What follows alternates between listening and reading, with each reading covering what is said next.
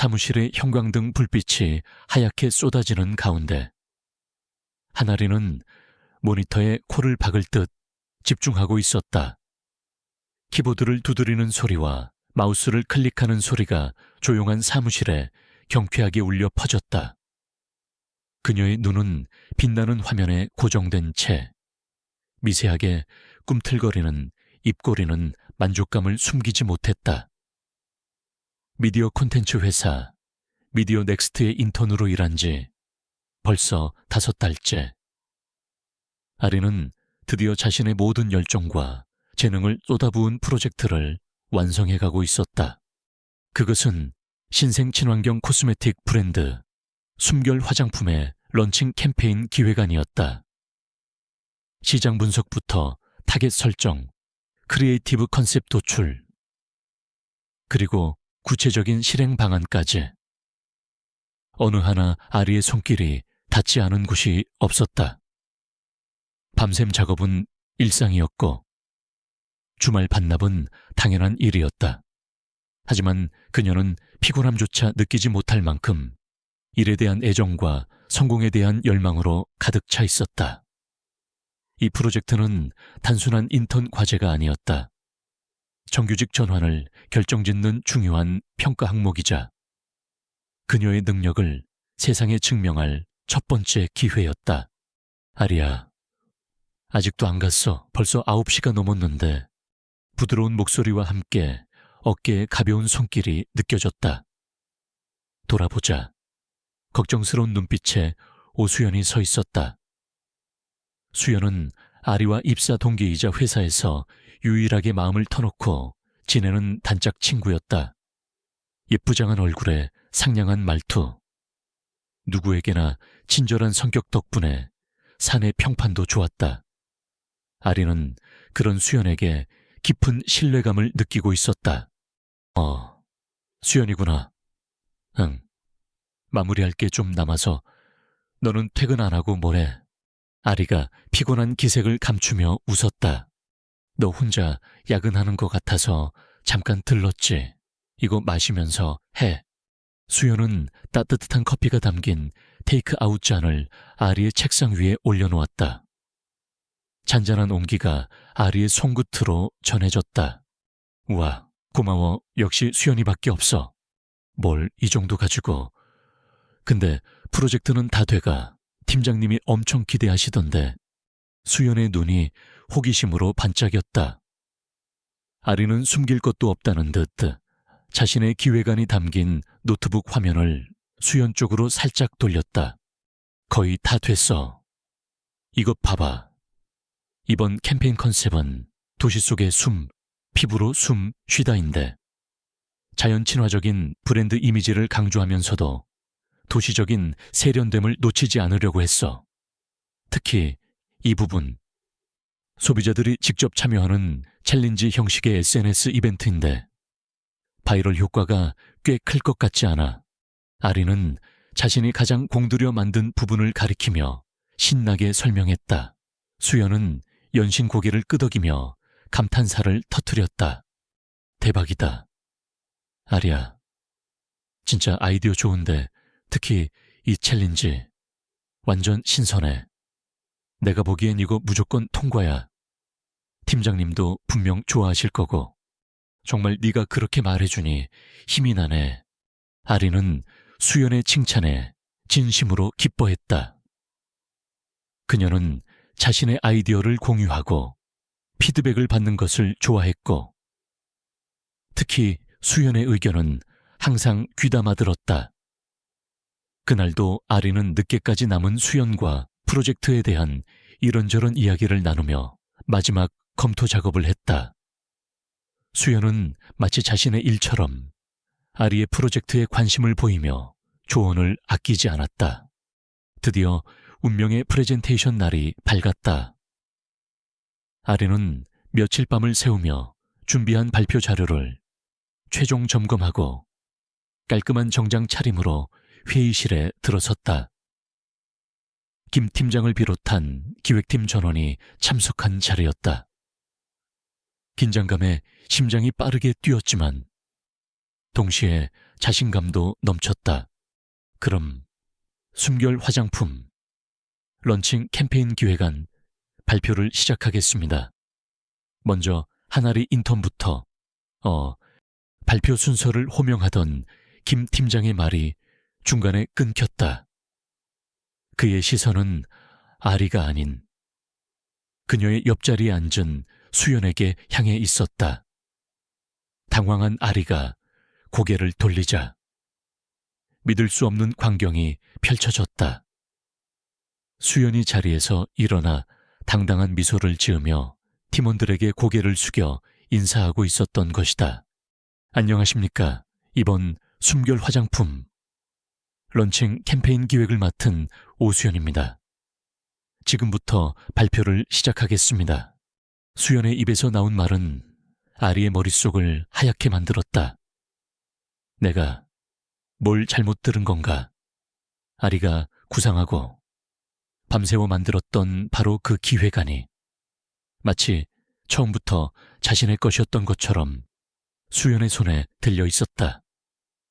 화면에는 아리의 아이디어가 고스란히 담긴 발표 자료가 띄워져 있었다. 단지 기획자 이름만 하나리에서 오수연으로 바뀌어 있을 뿐이었다. 수연은 조금의 망설임도 없이 유창하게 발표를 이어갔다. 마치 자신이 모든 것을 기획하고 준비한 것처럼 자연스러웠다.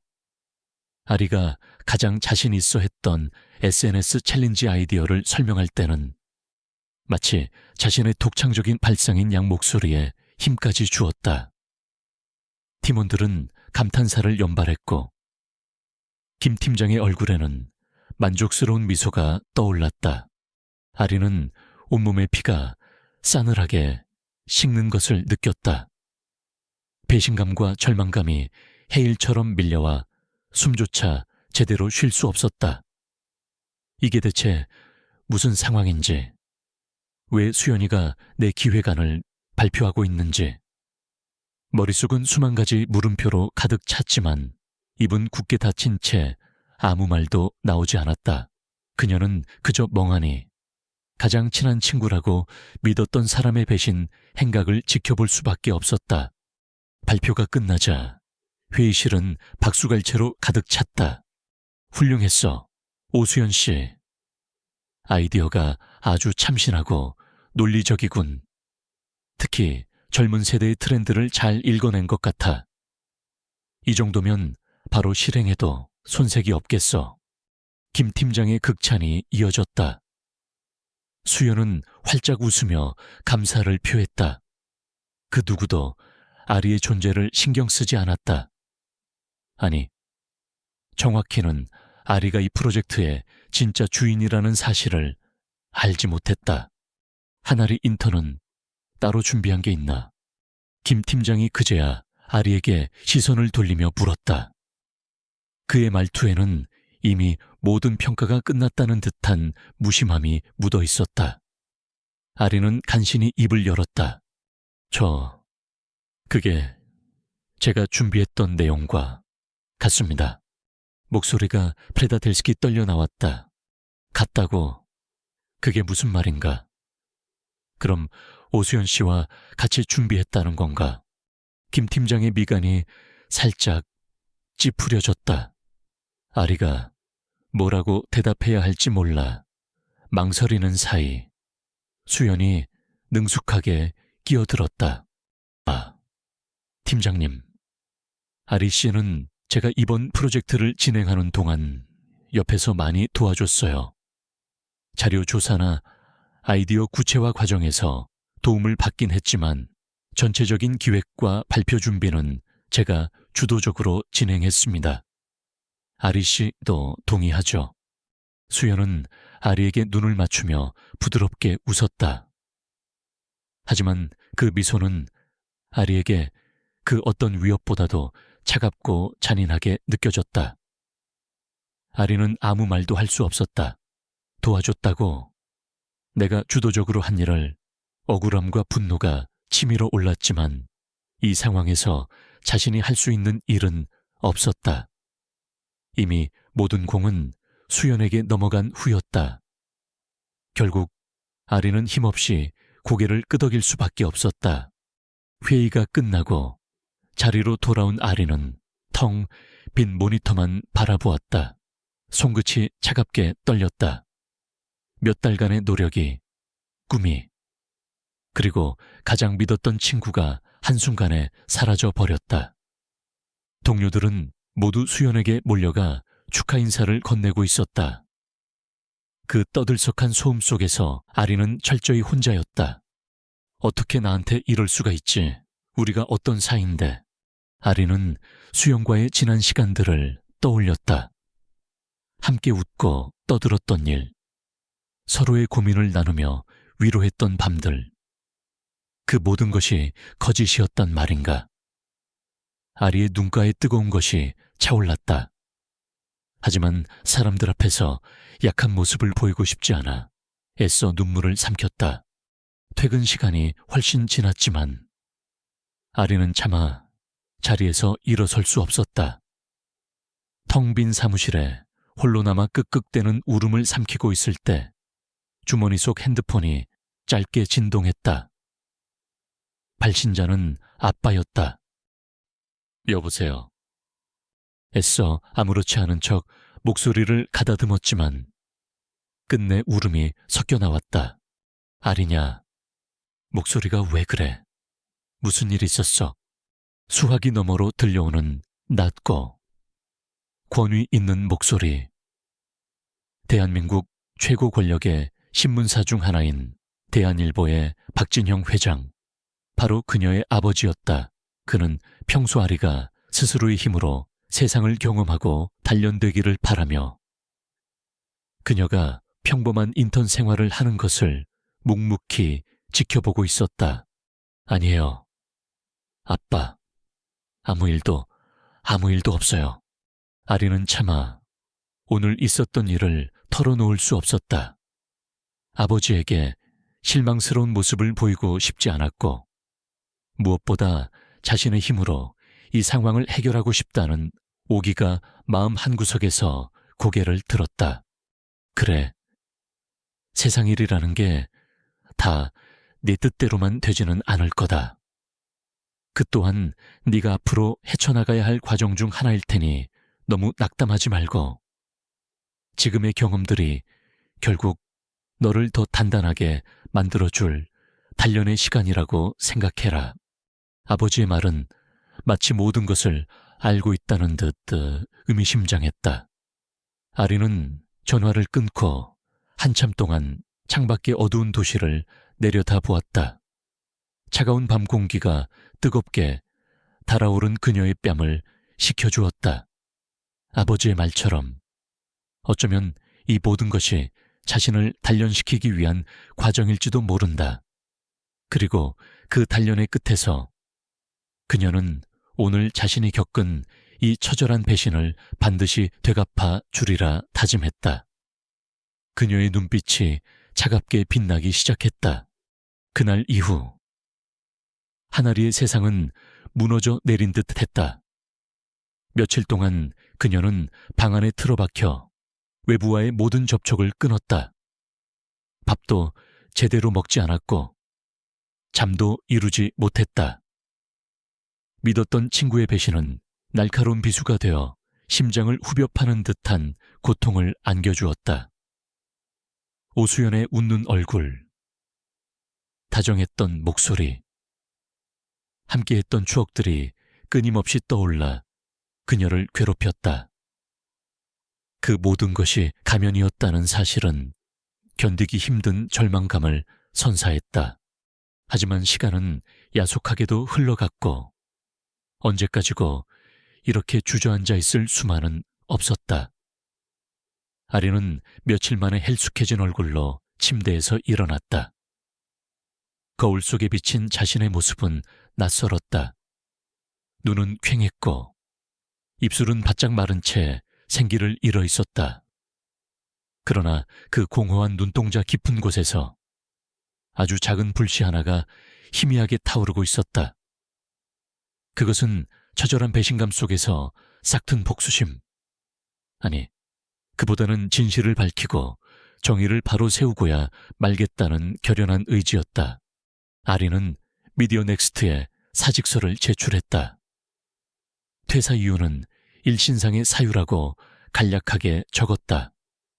김 팀장이나 다른 동료들은 의아해했지만 깊이 묻지는 않았다. 어쩌면 그들 역시 수연의 성공 뒤에 가려진 아리의 불편한 진실을 어렴풋이 감지하고 있었을지도 모른다. 수연은 마지막까지 아리에게 걱정스러운 표정으로 다가와 정말 괜찮은지, 무슨 일이 있는 건 아닌지 물었지만 아리는 그저 싸늘한 미소로 답할 뿐이었다. 그녀의 위선적인 얼굴을 마주하는 것조차 역겨웠다. 회사를 나온 아리는 아버지 박진영 회장을 찾아갔다. 넓고 고풍스러운 회장실. 창밖으로는 서울의 정영이 한눈에 내려다 보였다. 박 회장은 말없이 차를 따르며 딸을 바라보았다. 그의 깊은 눈에는 안타까움과 함께 무언가를 결심한 듯한 단호함이 서려 있었다. 결국 이렇게 되었구나. 낮고 차분한 박 회장의 목소리가 정적을 깼다. 죄송해요. 아빠. 기대에 부응하지 못해서 아리는 고개를 숙였다. 스스로의 힘으로 무언가를 이루어 보이겠다던 처음의 다짐이 부끄러웠다. 아니다. 네 잘못이 아니라는 것 안다. 세상은 네가 생각하는 것보다 훨씬 복잡하고 때로는 더럽기도 하지. 하지만 중요한 것은 그 안에서 네가 무엇을 배우고 어떻게 성장하느냐다. 박 회장은 아리에게 작은 열쇠 하나를 건넸다. 강원도에 있는 별장이다. 당분간 그곳에서 지내면서 생각을 정리하도록 해라. 네가 앞으로 무엇을 해야 할지, 어떻게 싸워야 할지 그곳에서 답을 찾을 수 있을 게다. 내가 사람을 하나 보내놓았다. 최 실장이라고. 오랫동안 내 곁에서 일해온 믿을 만한 사람이다. 그가 여러모로 도움을 줄 것이다. 아리는 말없이 열쇠를 받아들었다. 아버지의 제안은 단순한 위로나 도피처 제공이 아니었다. 그것은 새로운 시작, 본격적인 단련을 위한 준비 단계임을 직감했다. 며칠 후 아리는 최소한의 짐만 챙겨 강원도의 별장으로 향했다. 깊은 산속. 외부와는 거의 단절된 듯한 그곳은 고요함 그 자체였다. 별장은 생각보다 넓고 현대적인 시설을 갖추고 있었지만 어딘지 모르게 냉랭한 기운이 감돌았다. 그리고 그곳에서 그녀는 최 실장을 만났다. 예수는 넘어 보이는 백발의 노신사였지만 그의 눈빛은 형형하게 살아있었고 다부진 체격에서는 오랜 경험과 지혜가 묻어나왔다.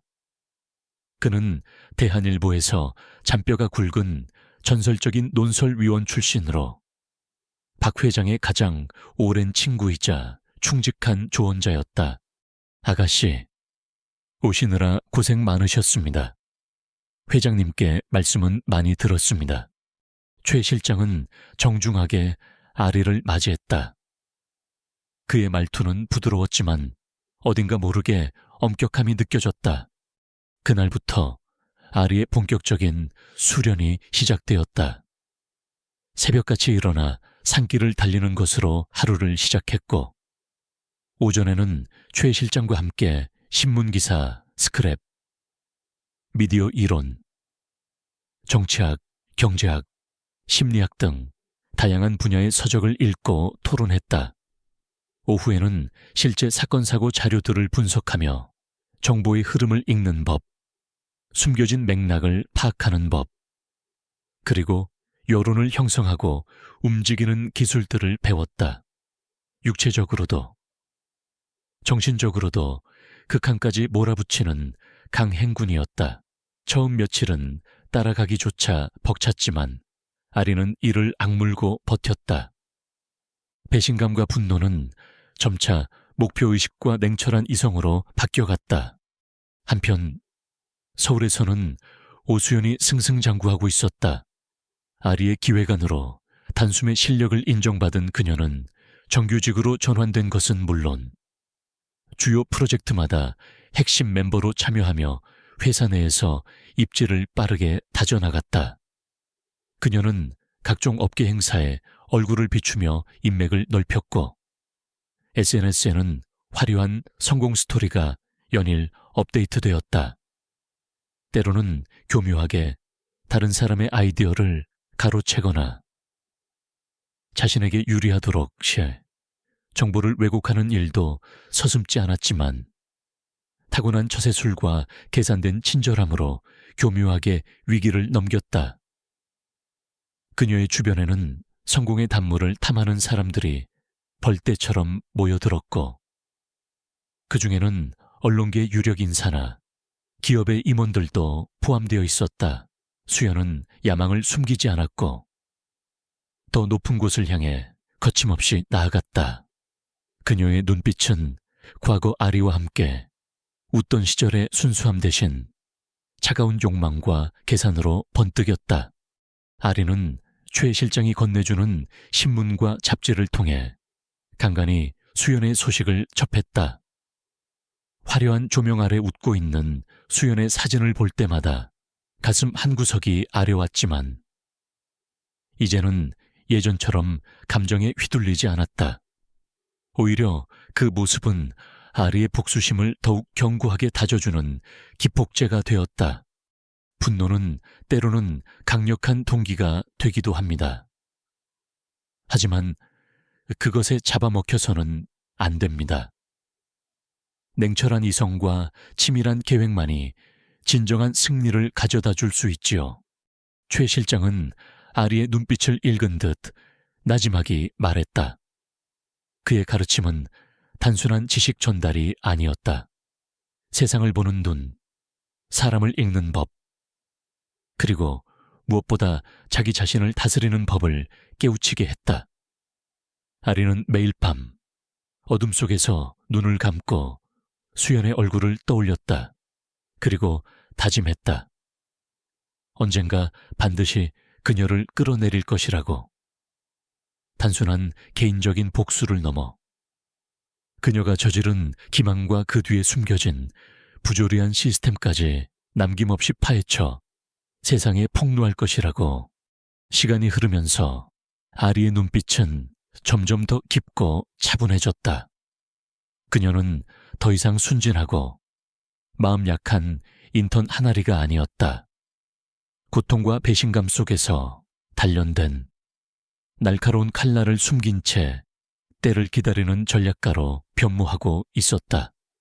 별장의 서재에는 그녀가 읽고 분석한 자료들이 산더미처럼 쌓여갔고 그녀의 머릿속에는 복잡한 관계도와 치밀한 계획들이 서서히 모습을 갖추어 갔다. 진실이라는 이름의 검. 그 검을 휘두를 날이 머지않았음을 예감하며 아리는 오늘도 묵묵히 자신을 갈고 닦았다. 강원도 별장에서의 시간은 쏜살같이 흘러갔다.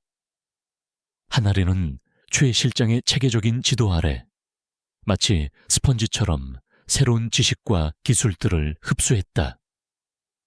더 이상 감정에 휘둘리던 과거의 한아리는 없었다. 그녀의 눈빛은 날카로운 분석력과 냉철한 판단력으로 빛났고 모든 사고와 행동은 치밀한 계산에 의해 이루어졌다. 기초적인 소양 교육이 끝나자 최 실장은 각 분야의 전문가들을 별장으로 초빙하여 아리에게 심화된 훈련을 제공했다. 전직 국가정보원 출신의 정보 분석가는 암호 해독, 디지털 포렌식, 그리고 합법적인 테두리 안에서의 감시 및 정보 수집 기술을 가르쳤다. 그의 수업은 첩보 영화를 방불케 했지만 아리는 뛰어난 집중력으로 모든 과정을 완벽하게 소화했다. 거대 로펌의 대표 변호사이자 언론법 전문가인 또 다른 스승은 명예훼손, 프라이버시 침해 등 언론 보도와 관련된 법적 문제들과 함께 진실을 무기로 사용하되 스스로를 보호할 수 있는 법적 방어 전략들을 전수했다. 진실은 가장 강력한 무기이지만 때로는 가장 위험한 무기가 될 수도 있습니다. 법의 테두리 안에서 윤리적인 원칙을 지키며 이 칼날을 휘두르는 법을 배우셔야 합니다. 변호사의 낮은 목소리는 아리의 가슴에 깊이 새겨졌다. 또한 은퇴한 특수부대 교관 출신의 무술 사범으로부터는 기본적인 호신술과 위기 상황 대처 능력을 배웠다. 처음에는 거친 훈련에 비명을 지르기도 했지만 아리는 이를 악물고 버텼다. 육체적 고통은 오히려 그녀의 정신을 더욱 강인하게 만들었다. 이제 그녀는 단순히 지적인 능력뿐만 아니라 어떤 위협 앞에서도 스스로를 지킬 수 있는 최소한의 힘을 갖추게 된 것이다. 이 모든 훈련의 궁극적인 목표는 하나였다. 글과 사실을 가장 예리한 검으로 만들어 휘두르는 것. 아리는 최 실장과 함께 수많은 국내외 탐사보도 사례들을 분석하며 어떻게 정보를 조직하고 어떻게 독자들의 마음을 움직이는 설득력 있는 기사를 작성하는지, 그리고 어떻게 부패한 권력의 허점을 파고들어 진실을 폭로하는지를 배웠다. 그녀의 문장력은 날이 갈수록 정교해졌고 사안을 바라보는 시각은 더욱 깊어졌다. 이론과 실전 훈련을 병행하며 아리는 오수연에 대한 본격적인 조사를 시작했다. 처음에는 최 실장이 구축해 놓은 안전한 네트워크를 통해 수연에 공개된 활동, SNS, 주변 인물들의 평판 등을 수집하고 분석했다. 수연은 여전히 화려한 스포트라이트를 받으며 승승장구하고 있었지만 아리는 그 이면에 숨겨진 미세한 균열들을 발견하기 시작했다. 예를 들어 수연이 최근 주도했다는 한 기업의 성공적인 CSR 캠페인은 사실 몇 년 전 해외의 작은 NGO가 진행했던 캠페인과 놀라울 정도로 유사했다. 또한 그녀가 갑작스럽게 친분을 과시하며 어울리는 몇몇 기업가들은 과거 불미스러운 루머에 휩싸였던 인물들이었다. 표면적인 정보만으로는 실체에 접근하기 어렵습니다. 더 깊이 파고들어야 합니다. 그녀의 돈의 흐름, 사적인 만남, 비공식적인 관계들을 추적해야 실마리를 잡을 수 있을 겁니다. 정보 분석가 스승의 조언에 따라 아리는 더욱 은밀하고 정교한 방법으로 조사 범위를 넓혀갔다. 그녀는 익명의 디지털 페르소나를 여러 개 만들어 수연이 자주 출입하는 온라인 커뮤니티나 업계 관계자들의 비공개 그룹에 잠입했다. 그곳에서 오가는 대화 조각들과 암시적인 정보들을 통해 아리는 수연이 단순한 개인적인 성공을 넘어 특정 이익 집단과 결탁하여 여론을 조작하거나 경쟁사를 음해하는 데 깊숙이 관여하고 있다는 정황을 포착했다. 특히 블루밍그룹이라는 신생 투자 회사와 수연의 관계가 심상치 않았다. 블루밍그룹은 최근 몇몇 유망 스타트업에 공격적인 투자를 감행하며 업계의 주목을 받고 있었지만 그 자금 출처나 운영 방식에 대해서는 알려진 바가 거의 없는 베일에 쌓인 회사였다. 그리고 수연은 블루밍그룹이 투자한 회사들의 홍보를 도맡아 하며 막대한 성공 수수료를 챙기고 있었다. 아리는 이 모든 정보들을 체계적으로 정리하고 분석하여 최 실장에게 보고했다. 최 실장은 아리의 보고서를 꼼꼼히 검토한 후 드디어 때가 되었다는 듯 고개를 끄덕였다. 이제 대한일보 내부에도 아가씨의 눈과 귀가 되어줄 사람이 필요합니다. 제가 몇 사람을 염두에 두고 있습니다. 하지만 그들을 움직이는 것은 전적으로 아가씨의 능력에 달려 있습니다. 며칠 후 아리는 최 실장의 주선으로 대한일보의 탐사보도팀 소속 강민준 기자를 비밀리에 만났다. 강 기자는 불의를 보면 참지 못하는 열혈 기자였지만 동시에 냉철한 판단력과 집요한 취재력으로 사내에서도 명성이 자자한 인물이었다. 처음에는 회장의 딸이라는 선입견과 그녀가 가져온 정보의 출처에 대해 의구심을 품었지만 아리가 차분하고 논리적으로 자신이 조사한 내용과 분석 결과를 설명하자 강 기자의 눈빛이 달라지기 시작했다. 특히 아리가 블루밍그룹과 관련된 몇 가지 의혹들을 구체적인 데이터와 함께 제시하자 그의 표정은 심각하게 굳어졌다.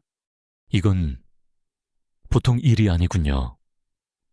만약 하나리 씨가 제시한 이 자료들이 사실이라면 이건 단순한 개인의 비리를 넘어선 거대한 커넥션의 일부일 가능성이 높습니다. 아리는 강 기자에게 자신의 정체를 밝혔지만 아버지의 후광을 이용하려는 것이 아니라 진실을 밝히기 위해 도움을 청하는 것이라고 진심으로 호소했다. 그녀의 진정성과 치밀한 준비성에 강 기자는 마음을 열기 시작했다. 그는 과거 자신이 취재하다가 외부 압력으로 중단해야 했던 몇몇 사건들이 블루밍그룹과 희미하게 연결되어 있었음을 기억해냈다. 강 기자 외에도 아리는 대한일보의 디지털 분석팀 박선영 팀장과도 접촉했다. 박 팀장은 박 회장에 대한 충성심이 깊었고 아리가 제시한 디지털 증거들의 분석에 기술적인 도움을 제공하기로 약속했다. 이렇게 아리는 자신만의 작은 협력, 네트워크를 구축하기 시작했다. 조사는 더욱 탄력을 받았다. 강 기자는 자신만의 정보망을 통해 블루밍그룹의 실소유주와 자금 세탁 의혹을 추적했고 박 팀장은 수영과 블루밍그룹 관계자들 사이에 오간 암호화된 메시지 일부를 복원하는 데 성공했다. 그 안에는 노골적인 청탁과 대가성 거래를 암시하는 내용들이 포함되어 있었다. 오수연의 성공 신화 뒤에 숨겨진 추악한 진실의 윤곽이 서서히 드러나고 있었다. 그것은 단순한 친구의 배신을 넘어 언론과 자본이 결탁한 거대한 부패의 사슬이었고 그 중심에 오수연이 교묘하게 자리 잡고 있었다. 아리는 이 거대한 악의 실체를 마주하며 두려움을 느끼기도 했지만 동시에 반드시 이 모든 것을 세상에 드러내고야 말겠다는 강렬한 사명감에 휩싸였다. 그녀의 손에 들린 지식이라는 칼날은 이제 막 예리하게 날이 서기 시작한 참이었다. 별장의 서재는 이제 하나리의 작전 상황실과 다름없었다. 벽면 한쪽에는 오수영과 블루밍그룹을 중심으로 복잡하게 얽힌 관계도가 거대한 거미줄처럼 펼쳐져 있었고 테이블 위에는 각종 분석 자료와 암호화된 통신 기록들이 가지런히 정렬되어 있었다.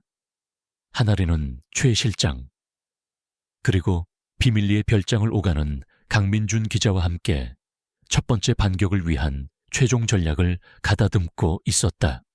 우리의 첫 번째 목표는 오수연에게 직접적인 타격을 주기보다는 그녀와 연결된 검은 고리의 일부를 잘라내 경고를 보내고 그들의 반응을 살피는 것입니다.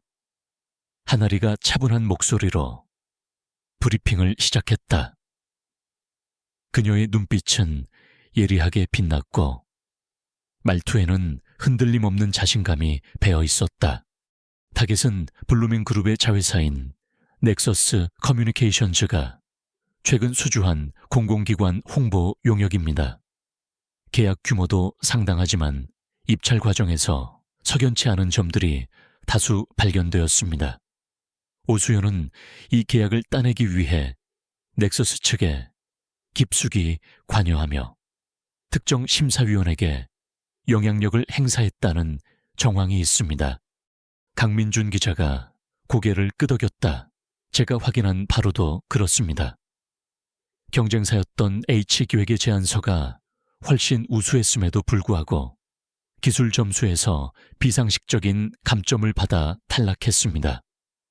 넥서스 측이 사전에 심사위원 명단과 평가 항목을 입수했다는 루머도 파다하고요. 최 실장은 팔짱을 낀 채 신중한 표정으로 듣고 있었다. 정보의 출처를 숨기고 파장을 조절하는 것이 관건이겠군. 대한일보가 직접 나서는 것은 아직 이릅니다. 네, 그래서 강 기자님의 도움이 필요합니다. 아리가 강 기자를 바라보았다. 혹시 예전에 말씀하셨던 정부나 대기업의 압력에도 굴하지 않는 중소 온라인 언론사 중에 믿을 만한 곳이 있으신가요? 강 기자는 잠시 생각에 잠겼다가 입을 열었다. 팩트파인더라는 곳이 있습니다. 규모는 작지만 탐사보도 전문으로 꽤 날카로운 기사들을 몇 번 터뜨린 적이 있습니다. 편집장이 제 대학 선배인데 원칙을 중시하고 외압에 쉽게 흔들리지 않는 강골입니다. 우리가 제공하는 자료의 신빙성만 확보된다면 충분히 기사화할 용기가 있는 사람입니다. 계획은 일사천리로 진행되었다. 하나리는 밤을 새워 넥서스 커뮤니케이션즈의 공공용역, 수주비리 의혹과 관련된 자료들을 정리했다. 내부 고발자의 증언을 음성 변조하여 녹취했고 입찰 서류의 문제점들을 조목조목 분석했으며 오수영과 심사위원 간의 부적절한 접촉을 암시하는 정황 증거들을 첨부했다. 박선영 팀장은 이 모든 자료에서 하나리나 대한일보의 흔적을 완벽하게 지우는 기술적 지원을 아끼지 않았다. 며칠 후 강민준 기자는 철저한 보안을 유지하며 팩트파인더의 편집장을 만났다. 처음에는 반신반의하던 편집장도 강 기자가 내민 자료의 구체성과 치밀함에 놀라움을 금치 못했다. 그는 자체적으로 추가 검증을 거친 후 기사화를 결정했다. 마침내 D-Day, 단독 공공기관, 홍보 용역 특혜 의혹, S컨설턴트 로비, 정황 포착이라는 자극적인 제목의 기사가 팩트파인더 홈페이지 메인에 걸렸다. 기사에는 오수연의 이름이 직접적으로 명시되지는 않았지만 최근 업계에서 가장 주목받는 여성 컨설턴트 S씨, 유력 언론사 회장의 딸이라는 배경 등 누가 봐도 오수연임을 짐작할 수 있는 단서들이 교묘하게 포함되어 있었다. 기사는 순식간에 각종 온라인 커뮤니티와 SNS를 통해 퍼져나갔고 업계는 작은 술렁임에 휩싸였다. 오수연은 자신의 사무실에서 태블릿으로 기사를 확인하고 미간을 찌푸렸다. 처음에는 대수롭지 않게 넘기려 했지만 기사의 내용이 생각보다 구체적이고 날카로웠다.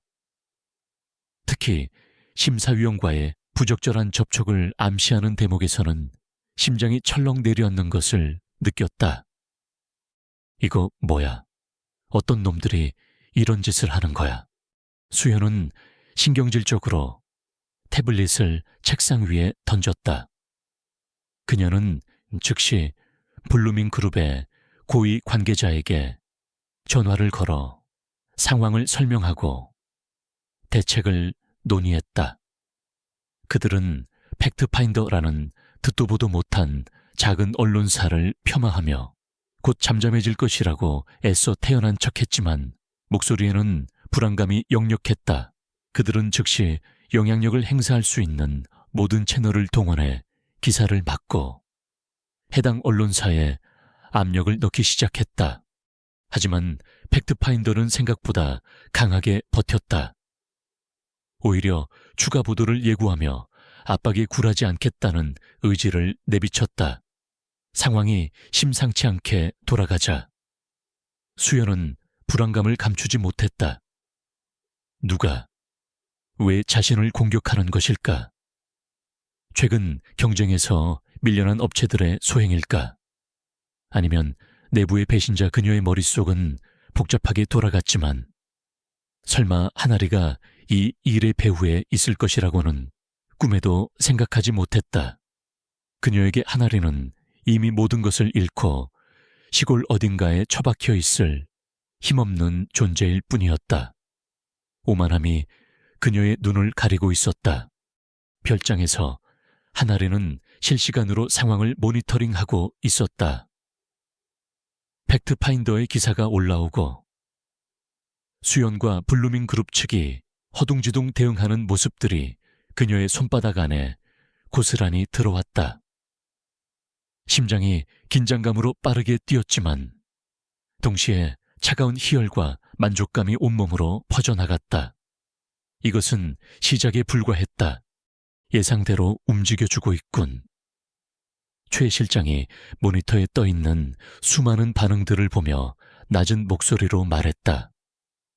오수연은 당황했지만 여전히 상황을 얕보고 있어. 블루밍 그룹도 마찬가지고. 그들의 오만함이 바로 우리의 다음 무기가 될 것이다. 강민준 기자는 후속 취재를 위해 분주하게 움직였다. 이번 사건을 계기로 넥서스 커뮤니케이션즈 내부에서도 불만이 터져 나오기 시작했고 익명의 제보들이 하나둘씩 들어오고 있었다. 하나리는 창밖의 짙푸른 새벽 하늘을 바라보았다. 첫 번째 돌멩이는 던져졌다. 작은 파문이 일었고 그 파문은 점점 더 큰 파장으로 번져나갈 것이다. 아직 가야 할 길은 멀고 험난하겠지만 그녀는 두렵지 않았다. 오히려 심장은 뜨겁게 타오르고 있었다. 오수연이 자신의 성공에 도취해 있을 때 자신은 가장 어두운 곳에서 칼날을 갈고 닦았다. 이제 그 칼날이 서서히 빛을 발하기 시작한 것이다. 다음 수는 이미 그녀의 머릿속에 그려져 있었다. 팩트파인더의 기사가 터져 나온 후 며칠간 오수연과 블루밍 그룹은 그야말로 살얼음판을 걷는 듯 했다. 처음에는 작은 온라인 매체의 발악 정도로 치부하려 했지만 생각보다 여론의 관심이 식지 않고 오히려 다른 언론사들이 팩트파인더의 기사를 인용하며 유혹을 확산시키려는 움직임마저 보이자 그들은 본격적으로 방역의 칼을 빼들었다. 블루밍 그룹의 법무팀은 즉각 팩트파인더를 상대로 허위, 사실 적시에 의한 명예훼손 및 업무방해 혐의로 그에게 손해배상 청구 소송을 제기했다. 동시에 언론중재위원회에 정정보도 및 반론보도를 청구하며 전방위적인 압박을 가했다. 그들이 보유한 막강한 자금력과 법률 지식은 팩트파인더 같은 소규모 언론세계는 엄청난 위협이었다. 그뿐만이 아니었다. 수연은 자신이 쌓아온 인맥을 총동원했다. 그녀와 돈독한 관계를 유지하고 있던 대형 광고주들은 팩트파인더에 광고를 집행하고 있던 기업들에게 은밀한 압력을 넣어 광고를 중단하도록 만들었다. 친분이 있는 다른 언론사 간부들에게는 팩트파인더의 신뢰성을 깎아내리는 기사나 칼럼을 써달라고 부탁했다. 심지어 IT 보안 업체를 고용하여 팩트파인더의 웹사이트를 마비시키려는 디도스 공격을 감행하고 내부 정보나 취재원을 캐내기 위한 해킹 시도까지 벌였다. 이것들 아주 뿌리를 뽑아버려야 해 감히 누굴 건드려. 오수연은 자신의 펜트하우스에서 값비싼 와인을 마시며 격앙된 목소리로 외쳤다. 그녀의 얼굴은 분노와 초조함으로 일그러져 있었다. 블루밍 그룹의 실세인 윤태준 이사가 그녀의 맞은편에 앉아 침착하게 상황을 보고했다. 소송은 우리가 유리한 고지를 점하고 있습니다.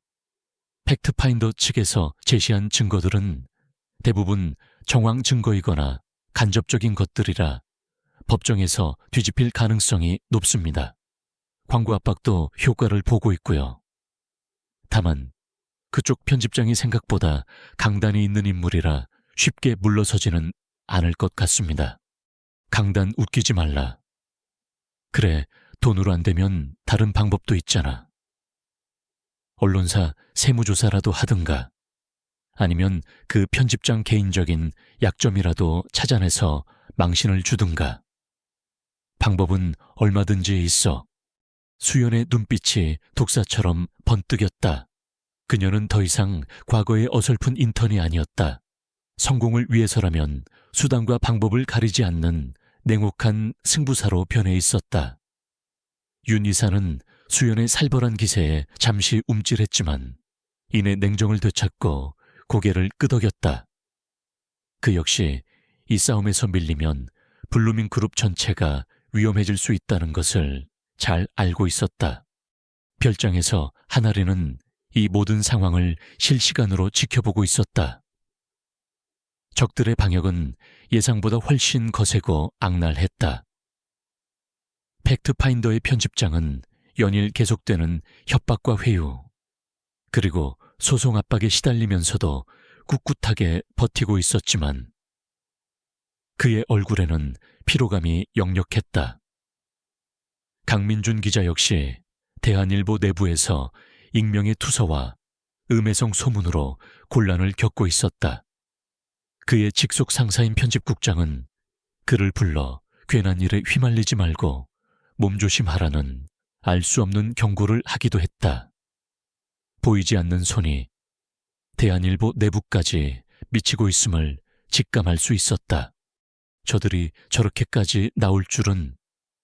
우리의 첫 번째 공격이 그들의 아픈 곳을 제대로 셔럽다는 증거이기도 하지만 동시에 우리가 상대하는 적이 얼마나 거대하고 잔인한지를 보여주는 것이기도 합니다. 최 실장의 목소리는 그 어느 때보다 무거웠다.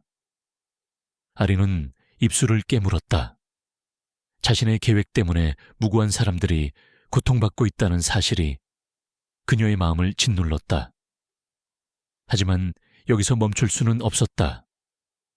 멈추는 순간 모든 것은 수포로 돌아가고 진실은 영원히 묻히게 될 터였다. 저희가 팩트파인더를 도울 방법은 없을까요? 법률 지원이라든가. 아리의 물음에 강 기자가 고개를 저었다. 지금 우리가 직접 나서는 건 위험합니다. 오히려 저들에게 빌미만 줄 뿐이에요. 팩트파인더 측에서도 우리가 전면에 나서는 것을 원치 않을 겁니다. 그들은 자신들의 싸움을 하고 있는 것이니까요. 며칠 후 결국 우려했던 일이 터지고 말았다.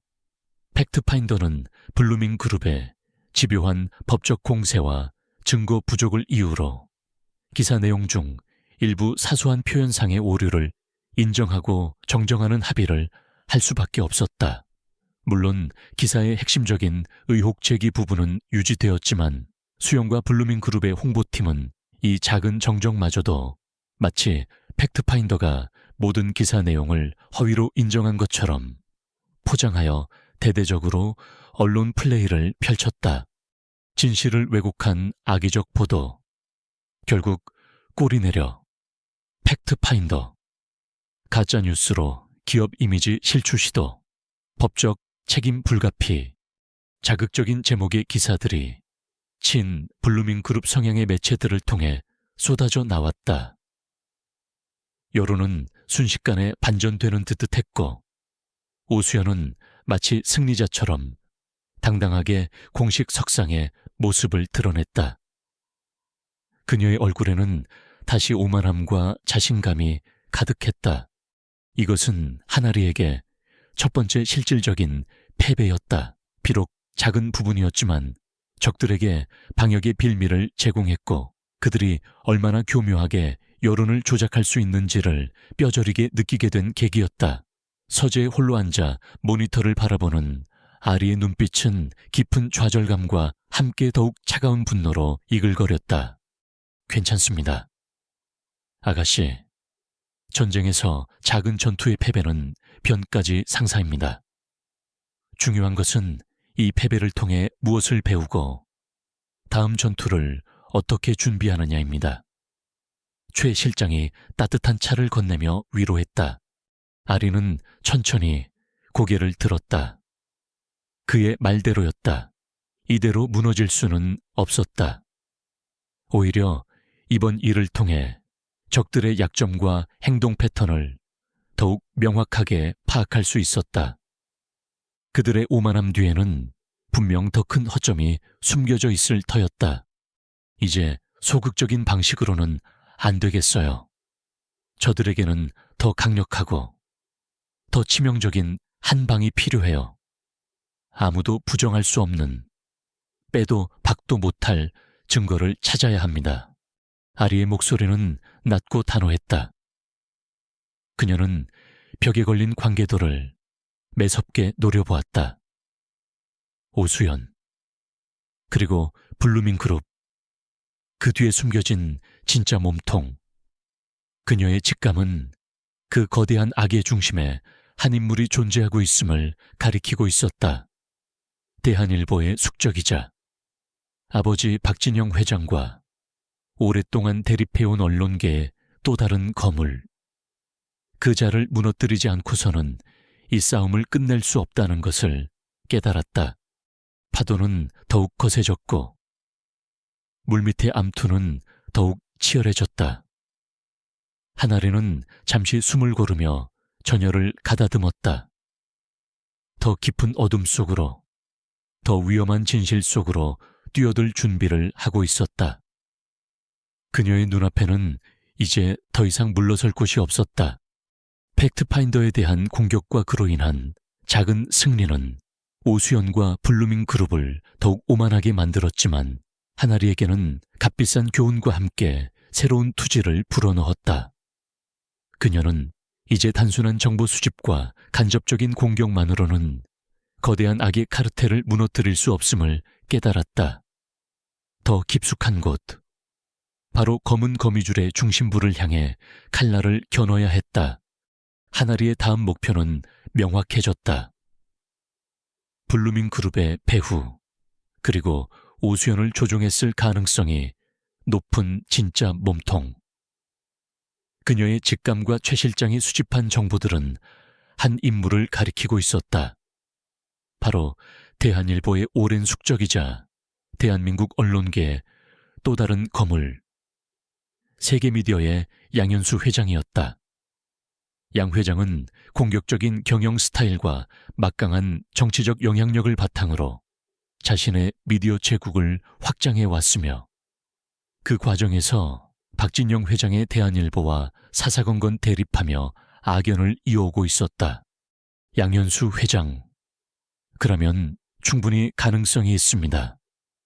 블루밍 그룹의 최근 자금 흐름과 투자 패턴을 분석해보면 세계 미디어의 자회사들과 미묘하게 얽혀있는 부분들이 발견됩니다.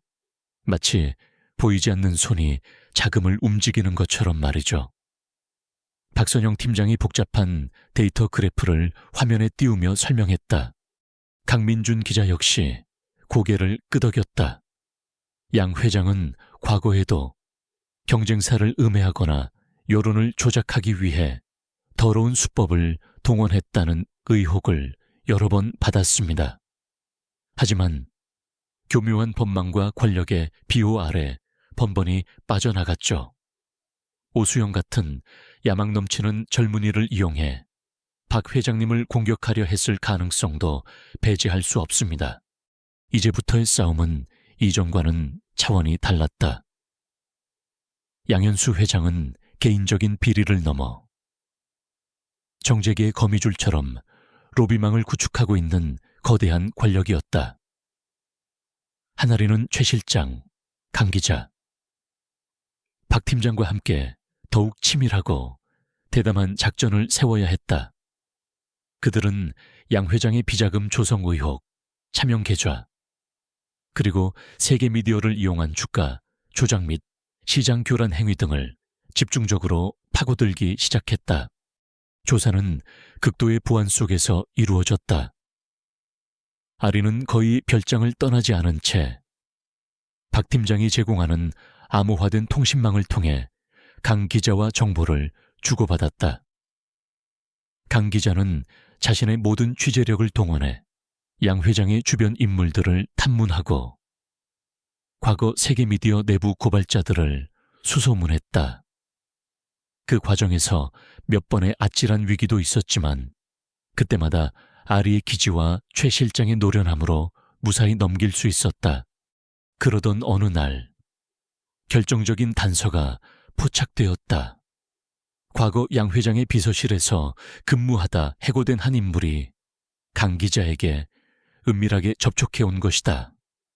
그는 양 회장의 온갖 비리를 직접 목격했으며 결정적인 증거 자료들을 빼돌려 보관하고 있다고 했다. 처음에는 신변의 위협을 느껴 망설였지만 강 기자의 끈질긴 설득과 하나리가 제시한 다른 증거들의 신빙성에 마음을 움직인 것이다. 며칠 후 하나리는 강 기자와 함께 그 내부 고발자를 비밀 아지트에서 만났다. 그는 초조한 기색이 역력했지만 가져온 USB 안에는 양현수 회장의 추악한 민낯이 고스란히 담겨 있었다. 수십 개의 차명 계좌 내역, 정관계 인사들에게 전달된 뇌물 리스트, 주가 조작을 지시하는 양 회장의 육성이 담긴 녹음 파일, 그리고 오수연과 블루밍 그룹에 대한 특혜 지원 지시 내용까지. 특히 충격적인 것은 오수연에 관련된 부분이었다. 양 회장은 오래전부터 박진영 회장의 외동딸인 하나리의 존재를 알고 있었고 그녀를 이용해 박 회장을 공격하거나 대한일보에 타격을 입힐 계획을 세우고 있었다. 오수연은 그 계획의 일부로 선택된 장기 말이었다. 양 회장 측은 아리가 미디어 넥스트에 인턴으로 들어간다는 사실을 파악한 후 의도적으로 수연에게 접근하여 막대한 성공과 부를 약속하며 아리를 배신하도록 사주했던 것이다. 아리가 심혈을 기울였던 숨결 화장품 프로젝트는 수연의 능력을 시험하고 충성심을 확보하기 위한 미끼에 불과했다. 모든 진실을 알게 된 하나리는 온몸의 피가 역류하는 듯한 분노와 함께 깊은 허탈감에 휩싸였다. 단순한 친구의 질투나 욕심인 줄 알았던 그 배신 뒤에는 이렇게 거대하고 추악한 음모가 숨겨져 있었다니. 그녀의 복수심은 이제 오수연 개인을 넘어 이 모든 것을 설계하고 조종한 양현수 회장과 그가 구축한 부패한 시스템 전체를 향하고 있었다. 이것으로 게임은 끝났습니다.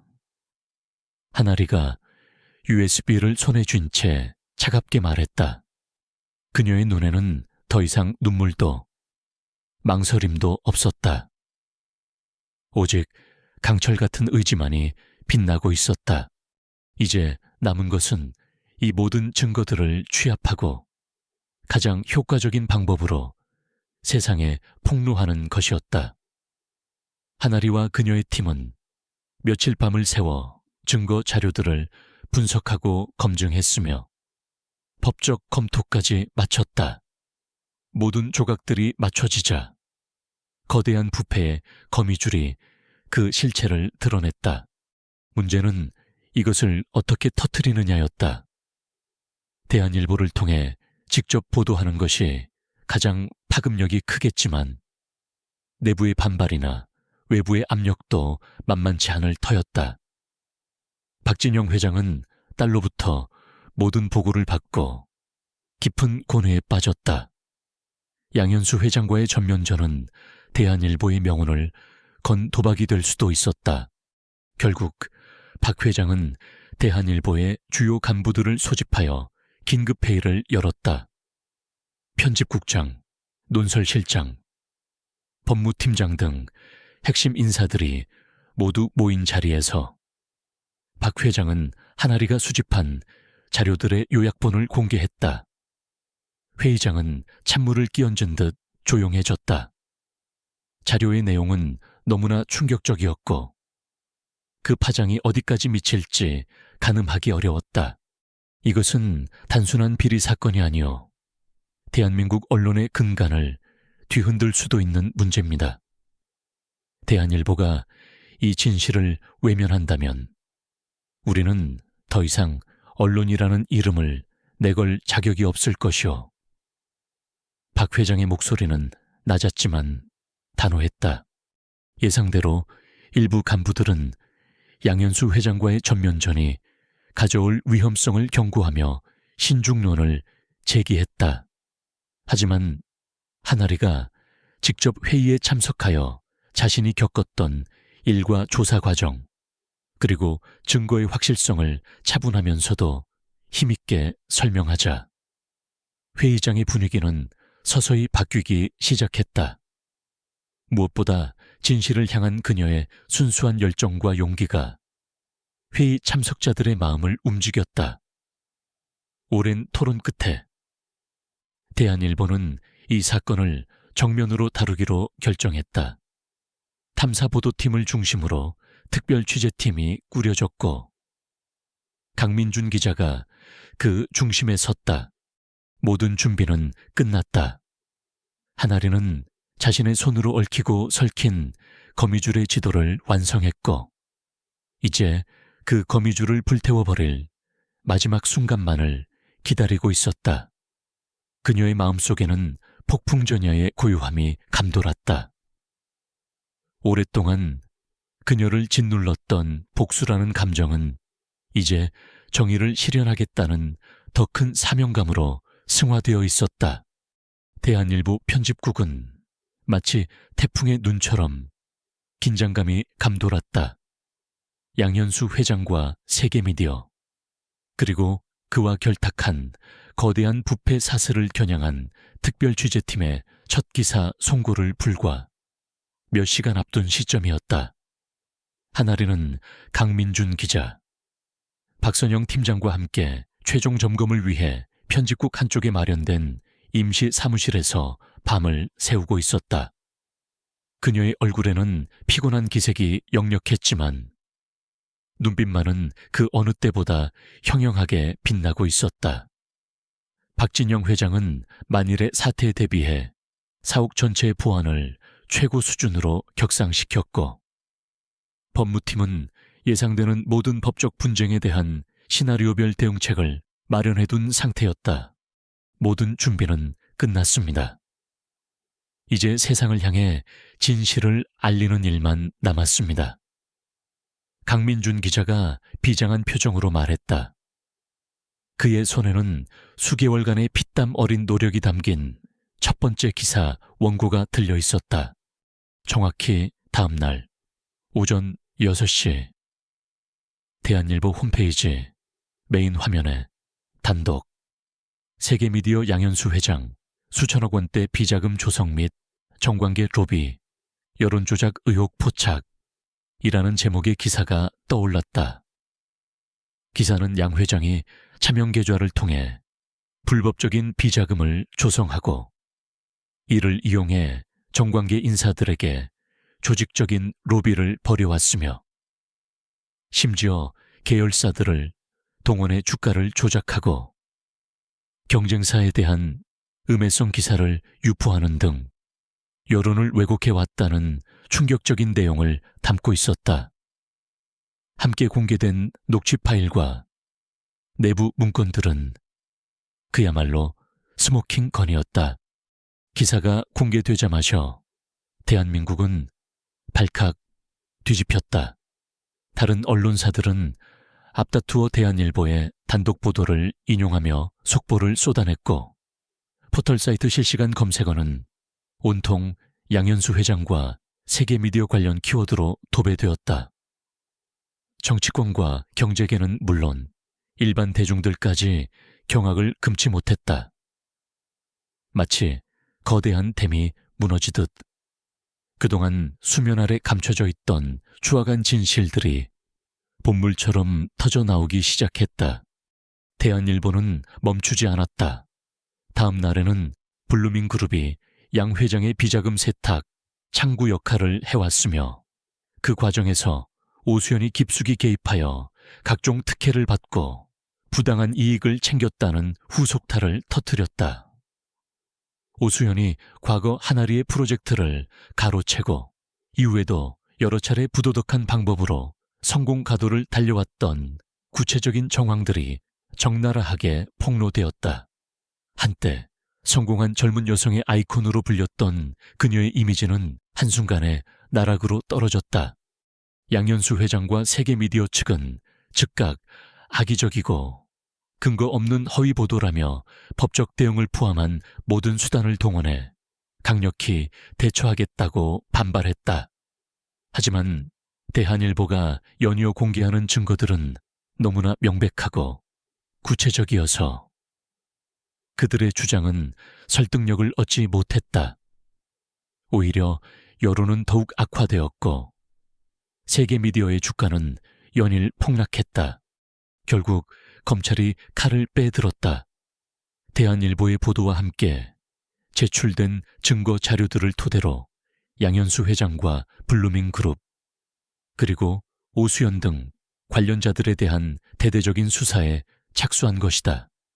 양 회장은 출국 금지 조치를 당했고 그의 자택과 세계미디어 사옥에 대한 압수수색이 이루어졌다. 한때 철옹성 같았던 그의 미디어 제국은 속절없이 무너져 내리기 시작했다. 오수연은 모든 것을 잃었다. 그녀가 쌓아 올렸던 모든 성공과 명예는 신기루처럼 사라졌고 남은 것은 대중들의 싸늘한 시선과 법의 심판뿐이었다. 그녀는 자신의 집에서 집거한 채 두문불출했지만 연일 집 앞에 진을 치고 있는 기자들의 카메라 세례를 피할 수는 없었다. 한때 화려했던 그녀의 얼굴은 절망과 공포로 창백하게 변해 있었다. 어쩌면 그녀 역시 거대한 욕망의 시스템이 만들어낸 또 다른 희생양일지도 몰랐지만 스스로 악에 가담한 대가는 혹독했다. 하나리는 대한일보 편집국에서 이 모든 상황을 지켜보고 있었다. 오랜 시간 그녀를 짓눌렀던 복수심은 이제 사라지고 없었다. 대신 그 자리에는 정의가 실현되고 있다는 안도감과 함께 이 거대한 싸움을 끝냈다는 깊은 피로감이 밀려왔다. 그녀는 창밖으로 보이는 서울의 풍경을 바라보며 조용히 눈을 감았다.